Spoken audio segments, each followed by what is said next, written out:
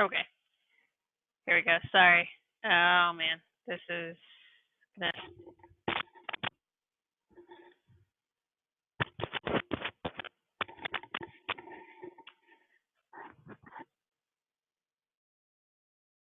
Hold on.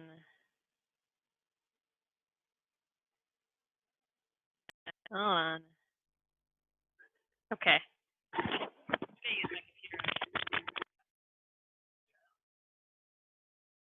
All right. Sorry about that. Okay. So, we are going to be going through the homework. Again, I tried to make it mainly about some of the different types of replication. Does anyone have questions about the homework? Let's get to the actual homework here.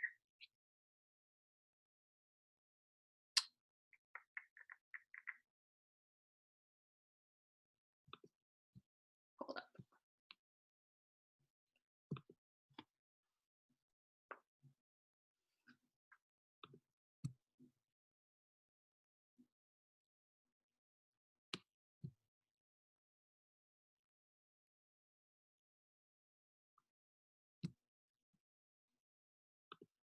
All right, let's go here. Okay. Let's see. Okay, looks like we had some issues with this one. So, is there any specific one that you would like to go through?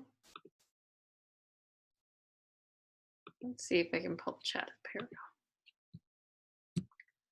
Are there any specific ones you guys would like to go through in terms of the homework number 8? Again, there's 3 more homeworks. One of them secondary extra credit. I wanted to make sure I was still making that available. So just in case you've missed one. But I can see from here the last few questions were a little bit difficult. So we'll go through the big one that looks like there may have been a bit of guessing there. I see a 77%, well, I see 90% and everything else. So anyone have any ones that they're specifically interested in going through? What I'll do is I'll share my screen and you can see what I'm looking at. We can all look together.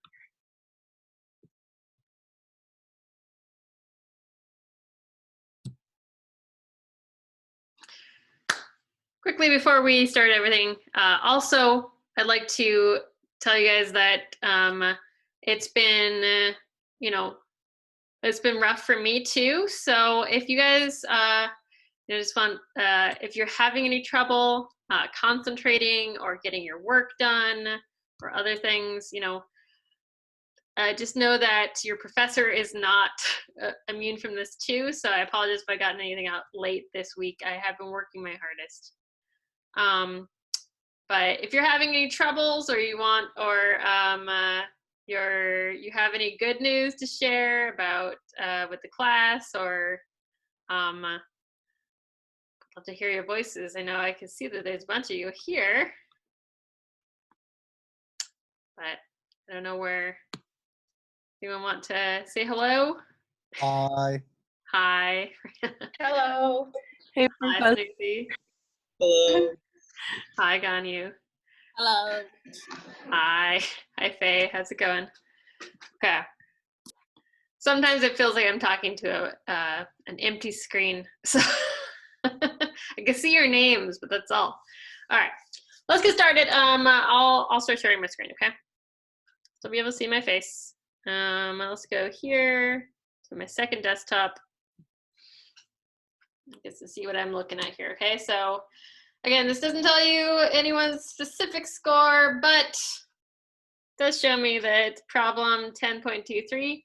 Perhaps we need to go through that one. So let's go here, okay? Question number 18. Let's go student view. Pull this up. 10, that was the one, right? 10.23. Should have made that one worth more, apparently. Okay.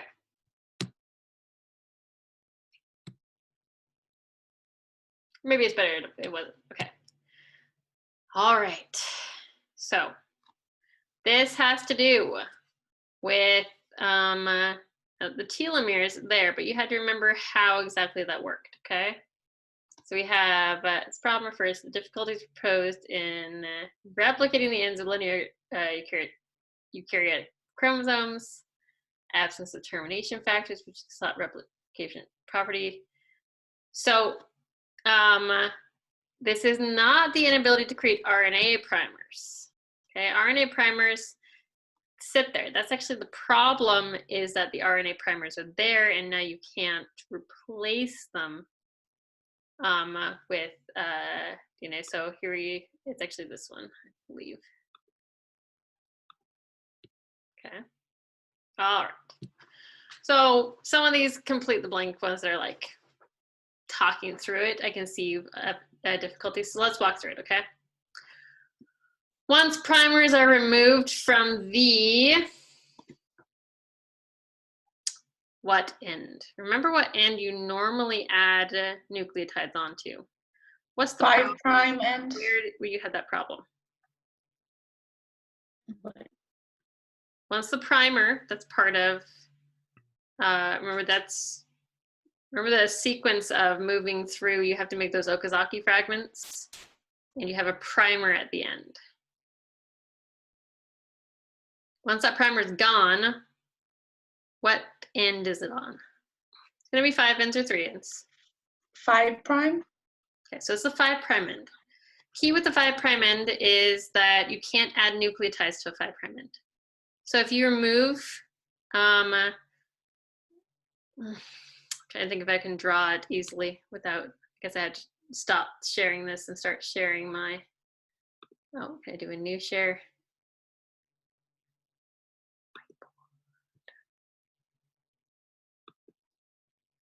Okay.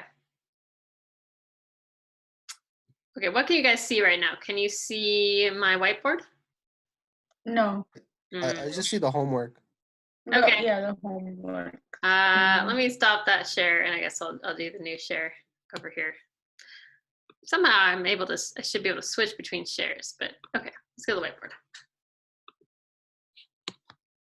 Okay. Now can you see a whiteboard? Somewhere I'd be drawing. No. I No, still it's don't see. spinning. I don't. It's just black. I don't see it? No. This This it is says you okay. started it, but Okay, there it now I is. see it. We Now. see it now. Yes. Odd. Okay, it's fine. It's over here. I guess it decided to be, the whiteboard had to be on a different screen. I got it now. We're good. Okay. Let's drag this over so I can see it too. Can I drag you? Yes, I can. Okay, good. Okay.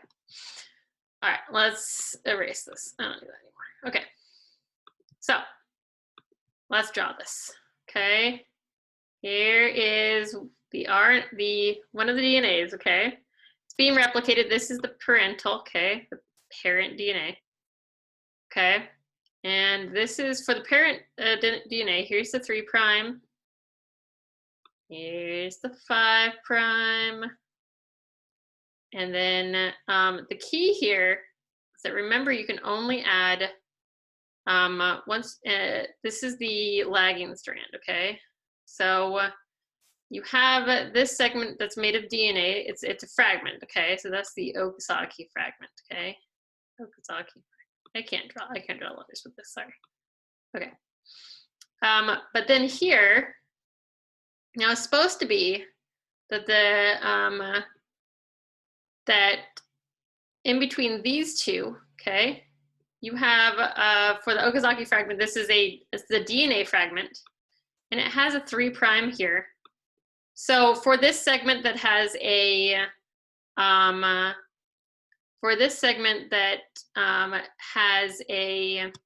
fragment in it, that primer fragment, you can add onto the 3' end and replace it, okay? So this is the primer, okay? Primer. That's the RNA. It can be replaced by DNA by adding on this fragment from 3 onto the 3' end, going from 5, this is the 5' end over here, to 3. But if you have RNA here. Okay, so it's got some bases. This is the primer as well. It's made of RNA. Okay, if you take that away, okay, boop, it's gone. If you take that away, then this is the 5' end here. Let me draw that real quick. Okay, this is the 5' end of this Okazaki DNA fragment. There's nothing here to add on to. You can't attach it. DNA polymerase can't work without a 3' end to attach to. It just can't. So once you take out that RNA fragment, now you have this segment that's short. Okay? Hopefully my terrible drawing made some sense. Stop this and we'll share again, okay? Back to the desktop. All right. This shortens the chromosome with each round of replication, okay? Potentially leading to deletion of gene coding regions. The action of what? Lengthens the what? Telomerase. Yeah, telomerase. Telomerase, okay. Action of telomerase lengthens, obviously, the telomere. So that is then made double-stranded through conventional DNA synthesis again. So this concept here is some of those pieces. Yeah. All right, we got those all right. Okay. So I'm not sure which pieces people get confused by, but that's the main concept there, is understanding that once the primers are removed from those 5' ends, you can't attach new DNA to the 5' end. So that might have been part of what people had wrong.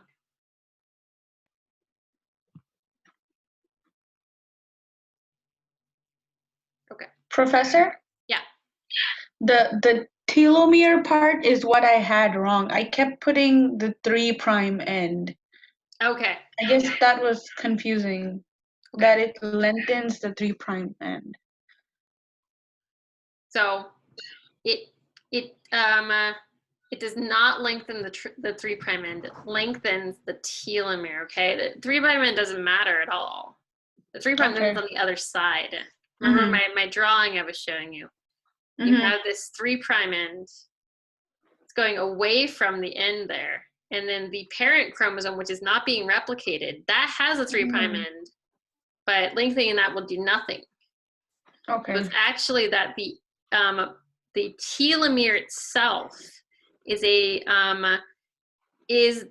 non-coding region at the end. Okay. So telomerase itself, it does take the 3' end of the parent chromosome and extends it, and then is able to build it back the correct way. Extends it though, and not in a coding way, extends it in a non-coding way, okay? So just build that repetitive sequence over, and then it can be built back in, because you can put a 3' at the end and still shortens the telomere, but if you are able to lengthen each time with telomerase, okay?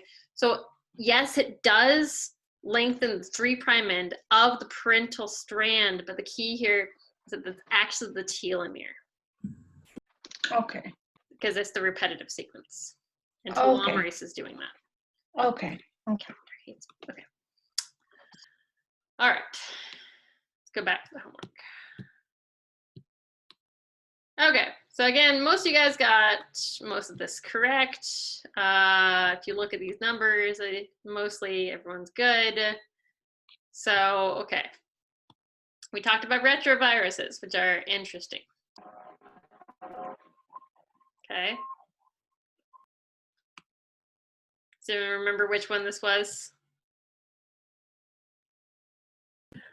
Yeah, it was. It said not a true statement. Excuse me. Not a true statement. Okay. Remember that DNA can potentially integrate into the host genome, so that is not a Mhm. true statement. Yeah, so the RNA being converted to DNA by DNA polymerase. There is no conversion, correct? Okay. That wouldn't make sense to have it converted. Mm-hmm. Retroviruses do have their RNA that serves genetic material, but that they are able to take RNA and they can basically generate DNA using reverse transcriptase to integrate into the host genome, which is why retroviruses stick around even because your body's making it now and not just your actual genome's making it. That's a weird one, but yeah. Okay. That's not converted to DNA. RNA reverse transcriptase. Okay. Exceptions to the rule. DNA is genetic material in all organisms. Anyone remember which one? Is containing genetic material composed of RNA. It's the viruses, right? Yes. Yeah. We're facing that virus now, so hopefully everyone got that one. I think most people did. So this is just more information about the evidence. Okay, so let's see. Oh, look, I said that one already. RNA is the genetic material enzyme reverse transcriptase to produce DNA. Look at that. Hmm. Okay.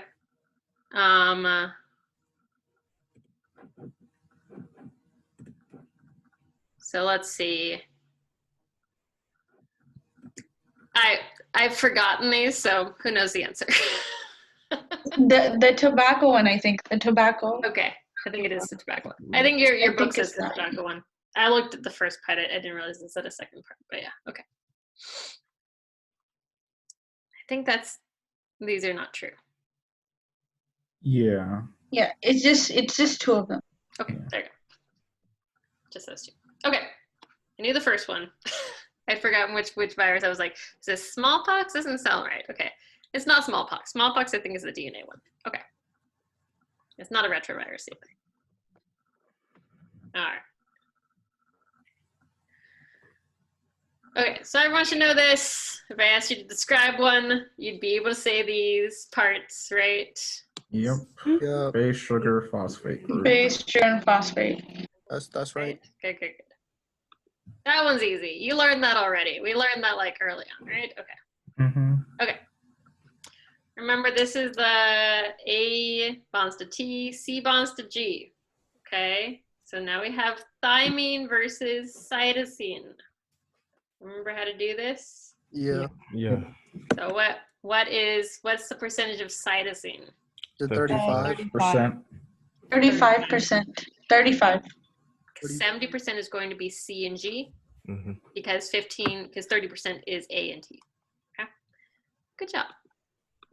I hadn't done that in my head yet. But you guys all had it. So there you go. Okay. All right. An analysis of the nucleotide composition of double-stranded DNA to see which bases are equivalent in concentration. So we have these answers here. Which one's correct? Is it the A plus C equals G plus T? Yeah, say Yes. plus C. Yes, that's what I have. Yeah. So I think that's correct because this is the commutative factor, okay? If A plus T equals G plus C, then A plus C must equal G plus T, right? It's just math. Mm-hmm. Sir, Oh, yes. could you please go over that question? I was Sure. really Sure. Go back. Oop. Press the wrong button. Hold on. There we go. Okay. A does not equal G. A does not bond to G. Therefore, the first one's wrong. A does not have to equal C. Sometimes it does, sometimes it doesn't, but it doesn't have to equal it because the whole thing is A equals T, G equals C. Those things are true. That's not on here though, okay? A does not equal G. C does not equal T. Remember, G equals C. So I'm just gonna run through which ones are not true, okay? Now we have A plus T equals G plus C. Remember, we just saw a problem where that wasn't true. You don't have to have equal values of A and T and G and C. This is not the same thing though, okay? But is it the same? Like the question says that it's the equivalent concentration. Right. Which bases are equivalent in concentration, okay? Mm-hmm. Which of the following will be true? So if we wanted to see which bases are equivalent, and okay, in an analysis of the nucleotide composition of double-stranded DNA, to see which bases are equivalent in concentration. So the idea here is that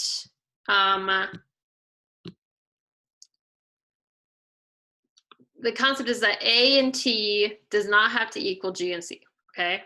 But one of the pieces here is that if we go back to the previous question, if you plug those numbers in, it works in this one, but not this one, okay? In that A plus C, so A plus C plus G plus T equals 100% of the bases, okay? So it's just asking you, in order to figure out what's going to equal what. If we go back to the previous question, we had 35, 15, okay? So we have 15% of thymine. We know it now has to be 15% of adenine. And therefore, we know that the others are 70, are a total of 70, so 35 of each, G and C. If we plug them into this one, it works, okay? So A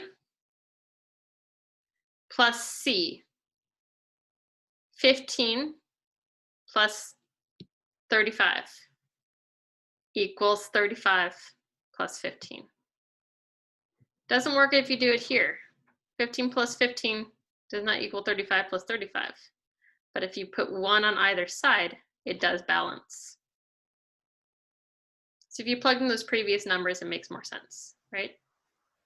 If you think of it as A plus T plus C plus G has to equal 1, you can think of it that way, and then it makes more sense to flip them over and not have A plus T equals G plus C, because that's not true. We saw in the previous question, it's not always true. This is always true, though.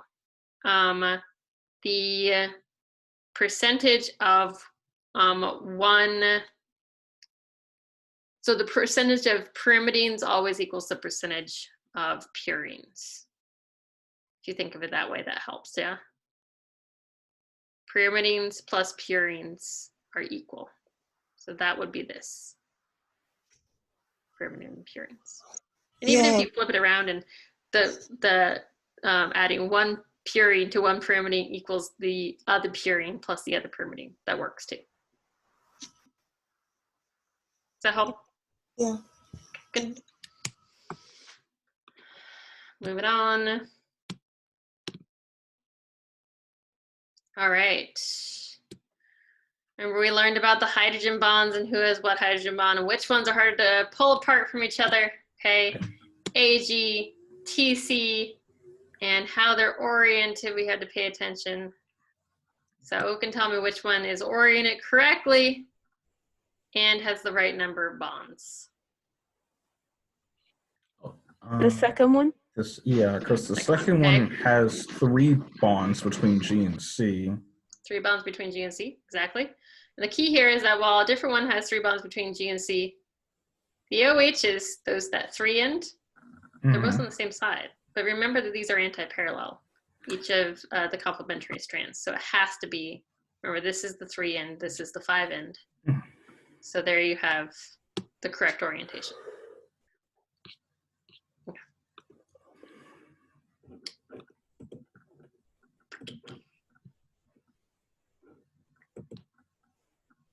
All right. Ooh, mine's all squished together. Okay. Dragging it apart does nothing. Okay. All right, so let's see. How'd everyone do on this one? 9.2. Huh? Go away. Okay. You guys got this. Okay. Not sure that we need to go through this one because I think everyone understood the differences between DNA and RNA. Anyone need to go through this? Said 99.8 of you got it right, so maybe you mixed one of them up. Okay, moving on.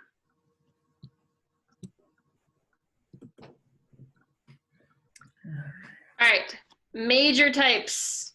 Listen to that, okay? We did talk about small nuclear RNA. We did talk about microRNA. We did talk about these other little tiny RNAs, but there are three main ones, okay? Major, that's the one. What are the three major ones? Obviously messenger, we just talked about that. What are the other ones? Ribosomal transfer. There you go. That's the other two. Again, these are all types of RNA. Small nuclear ones, again, that has to do with the spliceosomes, but the microRNAs are a different one. I forget what they do. Again, there's a lot of RNAs, but those are the three main ones. Oop, forgot to finish it. Okay. And then we have the information about what they do, okay? Cloverleaf secondary structure part of this is enzyme is the ribosome here. Link between codons and anticodons. Wait, this one. Codons and amino acids, not anticodons. Ribosomes do that.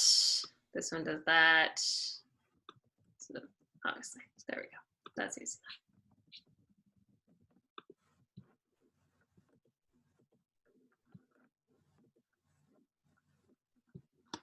All right.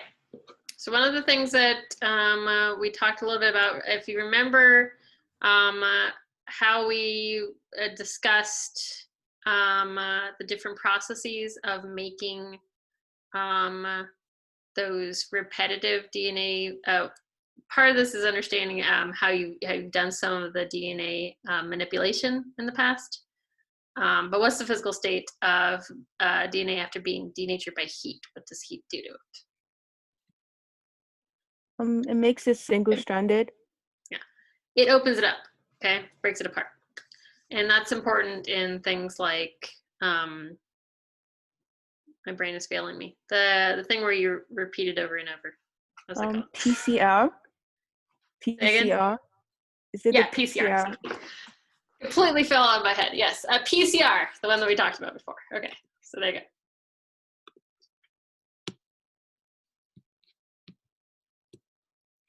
All right. So we have GC base pair. Okay, so we already talked about this. 3 hydrogen bonds, AT, 2 such bonds. Okay, we just covered that. Therefore, it takes blank energy, higher temperature to separate. So higher energy. Oh no, the higher goes here. More. Okay, that makes more sense in terms of sentence structure.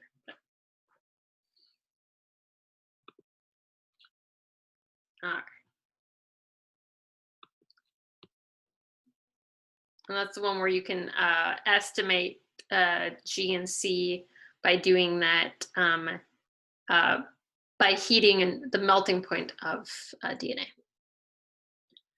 All right, remember that OH, importance of the OH, the exposed reactive OH group. It's why RNA is more reactive than DNA because it has more OHs, but that exposed 3 OH group, that information, okay? So which one is the answer here? In what way does an exposed 3' OH group participate in strand elongation?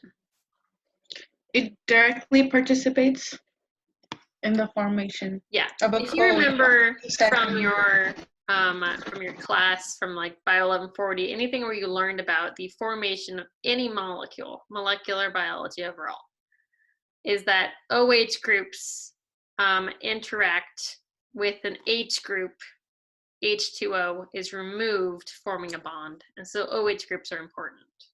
to form covalent bonds.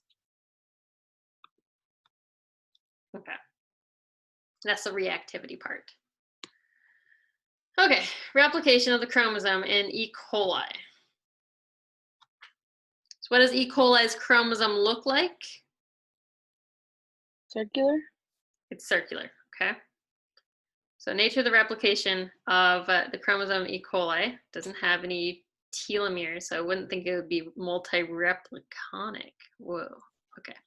Isn't it bidirectional in the fixed point of initiation? Right. E. coli itself, I mean, that's one of the model organisms, but it has a fixed point of initiation. Remember, there's multiple initiations in the eukaryotic chromosome, but that bidirectional one, the replication pattern, it doesn't go in one direction. It goes multiple directions. Both ways. Zoop, all the way around. Professor? Yeah. So for the previous question, can you explain the fixed point initiation? Fixed point of initiation, yes. The key here is that in a linear chromosome, okay, you can see me moving my mouse, right? In a linear chromosome, you have to go in two directions in order to replicate the entire one, because if you start at one point and you go only one direction, then you don't have any directionality. Now, technically, yes, E. coli can do, there is a way to do unidirectional, but E. coli itself, bacterial chromosomes generally do bidirectional. The unidirectional creates a separate strand that can then circularize. When we talked about the different kinds of replication, that rolling circle versus the other one. But the idea is that the bidirectional is the common one when it's just replicating one, and you don't have to open it up anything or create a single strand, and you just create a circular by going both directions at once and connecting at the end. Now you have another circular. Okay. Yeah, but the fixed point of initiation is because it's a circular molecule. There's no reason why you need multiple spots, because you start one spot, you come back to the same spot. Okay. And it copies the entire molecule. That's the key. Copies the entire chromosome. It doesn't copy the entire chromosome in ours because it doesn't have, it's linear. Theirs are circular. So it doesn't only need one point, we need multiple points. Okay.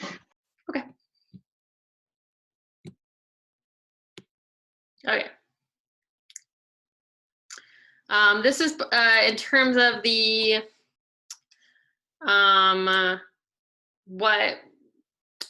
how is all this put together, what the different DNA enzymes, DNA replication enzymes do.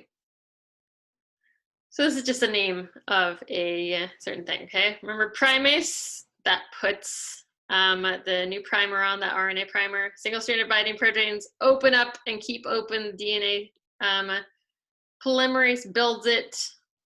I don't know what gyrase is, but helicase, right? Oh, wait. It's gyrase. It's gyrase?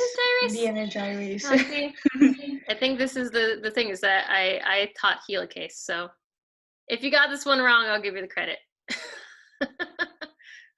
Okay, it's gyrase, but really it should actually, helicase does that too, so it's a confusing question. I thought it was gonna be helicase, so that's why I assigned it, so my fault. I'll go back, and if anyone got that wrong, I can give you the credit, okay, because that was incorrect for me. Okay. All right. The discontinuous strand, again, you should have learned this in 1140. What's the side of the replication fork where synthesis is discontinuous? Lagging strand. Lagging strand. Lagging strand. That was the.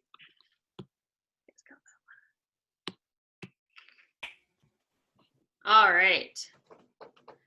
See, it's topoisomerase. I never heard it called gyrase. That was my confusion. Okay. Helicase opens it up, doesn't it? Right. Gyrase, I've never called it DNA gyrase. I've always called it topoisomerase, which is why that last question confused me. So my apologies for any confusion about what gyrase was. Topoisomerase is the normal name that I remember There you go. Polymerase, it's not there. Okay. Stabilizes. Not involved in the unwinding of DNA for replication. Oh, we just have to put the ones that don't fit, right? No unwinding, no unwinding. Opens. Replication initiation factor. Right, well, I guess it doesn't do that. I don't know for this last one because that's one that I didn't teach. So I'm pretty sure it goes here. Am I right? Oh, it No, opens the opens DNA the double double helix, helix. the Oh, it first does? box. Okay. Yeah, I know. You know, Almost like I forgot that they work together. Again, this is Yeah. from your book, so I won't test you on that one. Yeah, the book gave away that answer, the DNA one. Yeah. All the rest of these I taught you about. This one, I suppose it opens the DNA double helix.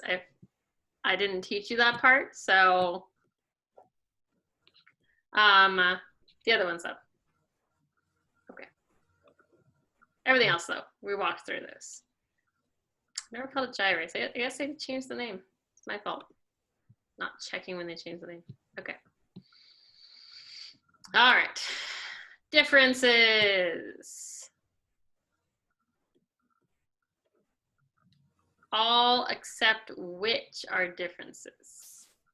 So one of them is a similarity. That's the key. Which of these is a similarity? The ability to form a replication fork. Right. A replication fork is just the opening. Okay. This is opening up. That's the replication fork. So obviously that's pretty simple. Really strong wind outside. All right. I already talked about those. Remember, telomerase extends telomeres. Yeah. Okay, as I said, we should need to go the whole time for this one. I tried not to make it too complicated. Just walk through this one and why it's the telomerase links is the telomere and then it's double-stranded. Again, it technically elongates the telomere 3 end so that you can extend it further, but it is still the telomere, not just the 3' end. Last one. No, 2 more. Puffs. You guys remember the puffs I taught you about Tuesday? Puffs. I think that was for transcription of RNA. Transcription of RNA. Right. So this is a visible manifestation of those open sections in the chromosome where you can access, where RNA is able to access. Remember, tightly bound means that it is not accessible to RNA or low accessibility, but RNA polymerase can access those puffs because they're all puffed out.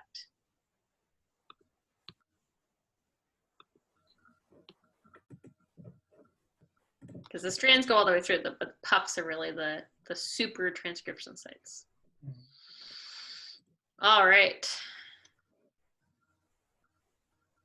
2 general domains that relate to the degree of condensation. Who remembers this one? We talked about it a lot, so hopefully everyone knows that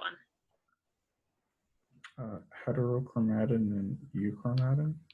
Heterochromatin, euchromatin. Mm-hmm. And then the next one is going to contain a little bit more about, so next week's homework. Next week's homework is going to have a few things that are going to be on the test, okay? So again, the test will be available on Wednesday. Some of your, the concepts that are in next week's homework will also be on the test. So do your homework before you do the test, because the test is more points. So make sure you understand the concepts in the homework. And we'll go through the homework again next Thursday. And so if you haven't taken the test by then, or the homework has confused you, then we'll go through it again and make sure that everyone knows what's actually happening. I think it's just angry at me. Go away, calendar. Calendar doesn't want to quit. It's very angry at me. It's like, no. Okay. All right. that's all we have with homework. I know the test is coming up. You guys just got that, the test. So you just got the study guide. I had put it up. I didn't press submit apparently, but so it is up again. You have access to it now. So I think probably the best option for us right now is that you guys use your extra time this evening and in the until Tuesday. We will go through some of those questions and making sure you understand what I mean by them. But I've organized it instead of in just a list of concepts. I've organized it more into here are different questions about the different topics we covered. And some, I tell you, you know, you need to be familiar with this. You need to understand how to do this. So some of those, because especially in some of these sections that just writing out all the concepts is a little bit much, I want you guys to actually be able to go through and answer the questions that are there and make sure you have all the definitions for all the pieces. You can, so you have open notes for this. I just ask that you don't take the problems in the test next week and plug them into something that does the work for you, okay? And I'm gonna have you sign a honor code that indicates that that's how you're going to approach it, is that you will use your notes. You can access the internet in order to access notes or PowerPoints or things that have been shared through class, okay? But no plugging in something to have it solve for you, and that's part of the honor code, okay? But you can write down everything into this study guide, answer all the questions in the study guide, and use your study guide as a cheat sheet. It's not really a cheat sheet. Use your study guide as a guide to finding, and it's an organized way to go through. And then if it asks you to do something, you're like, oh, I wrote that in my study guide. Let me look at my study guide. And that's allowed in this one, okay? Because of the setup of this. Can't stop you from looking at your notes, but I am going to discourage you from using the internet to solve the problems for you. All right. So we're going to go through that in detail and make sure everyone understands what you're supposed to be answering. And I will be building the test and posting it on Wednesday. Each test will have, it's going to be less problems than the test that I give in person, because I'm going to have you explain a little bit more. So there's going to be more fill in the blanks and short answers than there would have been on the in-person tests, because I can build the test properly to record that for me. But I do go through each of these and make sure that you know, if you slightly write it wrong, it's not gonna give you a 0 for it. Okay. So there'll be fewer questions, but more short answers and explaining how to do something or filling in multiple blanks. But the same number of like long, complex problems as I would have on my normal test, about 5. One-ish from each chapter. There might be 2 from you might have 2 from the mapping, okay? But because there's not a lot of long answers I could do for something like transcription, okay? But you'll have a total of 5 longer answers, or the multiple solve this problem, then use that answer to solve this, then etc. that you've done on some of these others before. Some of the, in terms of the interactive problems you've done on your homework for it. Okay. Somebody is trying to chat with me. I wasn't looking. The test is timed. Yes, absolutely. The test will be timed. It will be 1 hour and 30 minutes long. What I'm going to do is edit it. I need to get some feedback from, I haven't programmed this before, but some of my students in a previous test complained that they were finishing up a problem and hadn't submitted it yet at the 1 hour and 30 minute mark. What's going to happen is that if you are still finishing at the 1 hour and 30 minute mark, it's not going to automatically submit it for you. But if you take longer, then it's going to automatically, then it's going to deduct points. So you have to be your own masters there. If you take a lot longer, you will lose more points. So you can take 5 minutes longer, but you don't want to take more than that because it will start to cut into your points. Only take 5 minutes longer if it's going to gain you more points than it would lose you, okay? I need to figure out the actual programming of that. I may have it auto-submit after 1 hour and like 50 minutes or something, but give you a detriment if you take those 20 minutes, okay? Depending on what you need. But I'll give you all that information. I need to consult with one of my colleagues who's done this program before. I haven't done that on Blackboard yet. So, but it is timed for sure. Hour and a half, just like our last test was.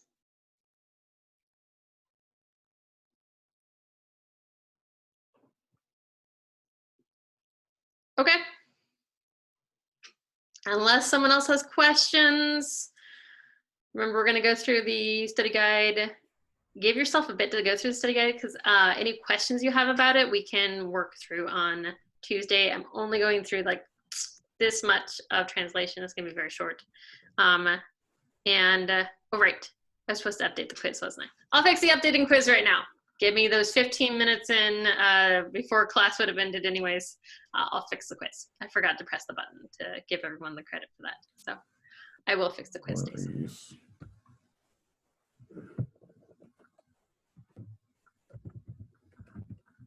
Okay. All right. And please, this week, I would encourage you to use that grade tool that I introduced. Walk through it. If you see that, you know, if you continue to get what you're getting, that you are headed to a bad way, then let me know and we can talk about if it's doable. I encourage you, finish the second test next week. It's not going to hurt you. It will give you a lot more information about what direction you're going. So even if you see yourself in a bad way currently, you may want to consider, okay, well, what if I do really well on the test? And then if you don't do really well on the test, we can talk about your options, but do it now so you have an idea where you are in class. And we can individually talk about that, or if you can't figure out how to use the thing, I can easily type things in and show you a path to whatever grade you'd like, okay? Some people don't have a path to an A anymore, but it's okay. A lot of people, though, still have a path to a C. And paths higher than that, obviously. Some people are already at close to a C, and they just need to maintain their scores to get B's or A's. Okay. Have a good night. I'm gonna go fix the quiz right now. Okay, that's the next thing I'm doing. Goodbye, Professor. Thank you, Professor. Thank you, Professor. Stay safe, Hi, everyone. Professor. Bye. Ending meeting.